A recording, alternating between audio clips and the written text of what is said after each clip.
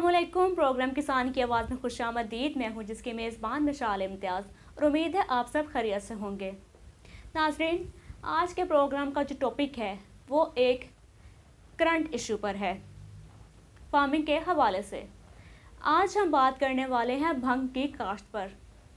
नाज़रीन, इसमें कोई शक नहीं कि दुनिया भर में भंग का जब नाम लिया जाता है तो जहन में एक ही चीज़ आती है और वो है बूटी। बूटी से मुराद एक ऐसी चीज़ जो कि हमें नशे में मुब्तला कर देती है, लेकिन जहाँ इस चीज़ के बेशुमार नुकसान हैं या इसके ख़तरात हैं या इसका इस्तेमाल गलत होता है, वहीं पर ये इस चीज़ के बेशुमार इस्तेमालात ऐसे हैं जो कि इंतहाई फ़ायदेमंद हैं और ये एक ऐसा कारोबार है जो कि आपको अरबों डॉलर्स दे सकता है, बशर्त ये कि हम इसका गलत इस्तेमाल ना करें, इसका एक अच्छा इस्तेमाल किया जाए। आज के प्रोग्राम की तर्ज यही है कि हम आपको बताएंगे कि आप भंग की काश्त कैसे कर सकते हैं, लेकिन मुझे आप सबसे अच्छी उम्मीद है कि आप इस प्रोग्राम का या इस वीडियो का गलत इस्तेमाल नहीं करेंगे और जो तरीका आपको बताने वाली हूँ आप इसको अपनाएंगे और एक बिज़नेस करेंगे, बल्कि आप इसको खुद खाने में इस्तेमाल नहीं करेंगे। नाज़रीन, अगर बात की जाए इस हवाले से, या हमारे कुछ ऐसे नाज़रीन जो ये समझें कि क्या हुकूमत ने सच में इसकी इजाज़त दी है या नहीं, क्योंकि ये बेशुमार दुनिया में कई इलाकों में ये बैन है, लेकिन हमारी मौजूदा हुकूमत ने इसकी इजाज़त दे दी है। पाकिस्तान के 3 इलाकों में इसको काश्त किया जाना अब अलाउ है। मैं यहाँ पर एक रेफरेंस भी देना चाहूँगी। फरवरी 2019 में शहरियार अफरीदी ने एक बयान जारी किया था जिसमें उन्होंने कहा था कि पाकिस्तान में अफ्यून, चर्स और हीरोइन इनकी बड़ी तादाद जला दी जाती है, जबकि बाकी दुनिया में इन तमाम चीज़ों से अद्वियात बनाई जाती हैं। इसी के पेश नज़र हमारे मौजूदा वज़ीर आज़म इमरान खान साहब ने इस पर नोटिस लिया और उन्होंने ये ख्वाहिश जाहिर की कि हम पाकिस्तान में कैसी फैक्ट्री बनाएंगे जिसमें हम भी इन चीज़ों से अद्वियात बनाएंगे ताकि हम इसकी मिकदार को ज़ाया ना करें। इसी के पेश नज़र हुकूमत पाकिस्तान ने अब इजाज़त दे दी है कि हमारे फार्मर्स इसको बाकायदा काश्त कर सकते हैं। नाज़रीन, इस बात से आप बखूबी वाकिफ़ हो चुकी हैं। इसी बात के साथ हमारा आज का प्रोग्राम का बिज़नेस भी जुड़ा हुआ है। आपकी मार्केट अब बहुत ज़्यादा फ्लैट हो चुकी है, पाकिस्तान के अंदर ही अब आप इसको सेल करेंगे, क्योंकि इससे जो अद्वियात बनाई जाती हैं वो इंतहाई कीमती अद्वियात होती हैं, जिसमें कीमोथेरेपी की अद्वियात है। कीमोथेरेपी कैंसर की थेरेपी को कहा जाता है, उसकी अद्वियात इससे बनाई जाती हैं। इसके अलावा एड्स की अद्वियात इससे बनाई जाती हैं। नाज़रीन, इसका इस्तेमाल इंतहाई महंगी अद्वियात में होता है। अब अपने प्रोग्राम का बाकायदा आगाज़ करते हैं, लेकिन मेरी आपसे गुजारिश है कि इससे कबल कि हम प्रोग्राम का बाकायदा आगाज़ करें, आप हमारे चैनल रेड न्यूज़ HD को सब्सक्राइब कर लीजिए, इस बेल आइकन को दबा दें और इस वीडियो को जल्द अज जल्द अच्छे लाइक्स दें और कमेंट्स दें और शेयर लाजमी कीजिएगा। नाज़रीन, इस प्रोग्राम के आगाज़ से पहले जो भी बातें आपको बताई मैंने, उनका मकसद सिर्फ इतना ही था कि आपको बताया जा सके कि पाकिस्तान में किस तरह से इसको अलाउ किया गया है। अब हम बताते हैं कि आपने इसको काश्त कैसे करना है। और हाँ, आपके लिए एक अच्छी खबर ये भी है नाज़रीन कि जो प्रोग्राम हम आज बना रहे हैं भंग पर, इसको काश्त करने का ज़बरदस्त मौसम शुरू हो चुका है। 1 नवंबर से आप इसको काश्त कर सकते हैं और अब सिर्फ 1 माह रह गया है। इस दौरान आप इसके सीड कलेक्ट कर सकते हैं और 1 नवंबर को आप इसको बाकायदा से काश्त कर लें और आप इससे मुनाफा कमाएं। और ये 8 माह के अंदर अंदर इसके ये तैयार हो जाती है, क्योंकि इसको कोई फल फूल तो नहीं लगता, सिर्फ इसके पत्ते होते हैं जो कि इस्तेमाल किए जाते हैं। और 8 माह के अंदर अंदर आप इसके अच्छी सी पैदावार ले सकते हैं और आप इसका बाकायदा बिजनेस शुरू कर सकते हैं। नाज़रीन, अब हम बात करेंगे इसके सीड्स के हवाले से। मार्केट में इसका कोई सीड नहीं मिलता, लेकिन इसका सीड कलेक्ट करने का एक तरीका है जो कि मैं आपको बताने वाली हूँ। अगर आप रुक करेंगे इस्लामाबाद मोटरवे की तरफ, जहाँ पर जंगलात हैं, वहाँ पर आप देखेंगे कि इसके बेशुमार पौधे लगे हुए हैं, क्योंकि ये हमने जब रिसर्च की तो हमें खुद मालूम हुआ कि वहाँ पर इसके पौधे मौजूद हैं।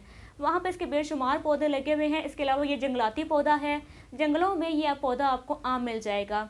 अब आपने इसका सीड कलेक्ट करना है। सीड कलेक्ट करने के लिए आपने जाना है उन्हीं जंगलात में जहाँ पर ये लगा हुआ है। इसका आसान हल है कि आप मोटरवे पर जाएं, मोटरवे रोड के साथ ही बिल्कुल मेन पर ही इसके बेशुमार पौधे लगे हैं।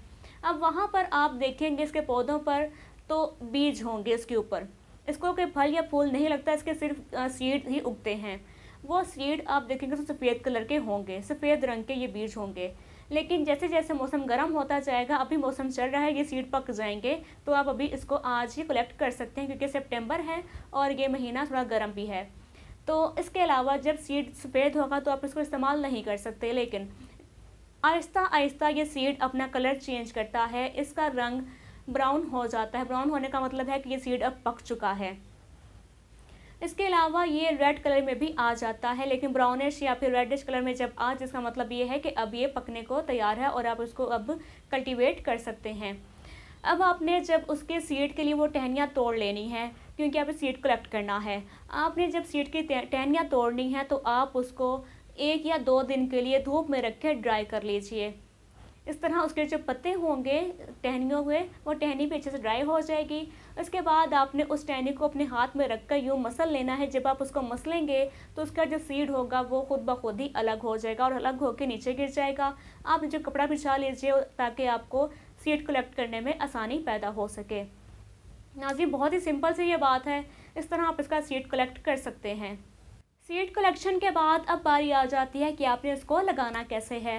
इसको लगाने का तरीका भी इंतहाई आसान है और यहाँ पर आप याद रखिएगा कि ये बिल्कुल बिल्कुल ज़ीरो बजट है। इसमें आपका कोई भी लागत आपकी नहीं आने वाली।